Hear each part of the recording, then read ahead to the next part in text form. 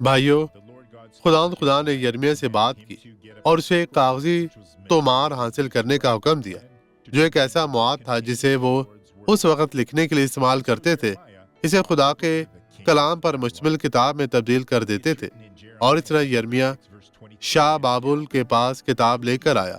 یہ یرمیہ باب 36 آیت 23 میں لکھا ہے، اور جب یہودی نے 3-4 ورق پڑھے تو اس نے اسے منشی کے قلم تراش سے کاٹا اور انگیٹھی کی آگ میں ڈال دیا، یہاں تک کہ تمام تومار انگیٹھی کی آگ سے بھسم ہو گیا۔ کیا یہی تھا؟ نہیں، انہیں نتائج کا سامنا کرنا پڑا۔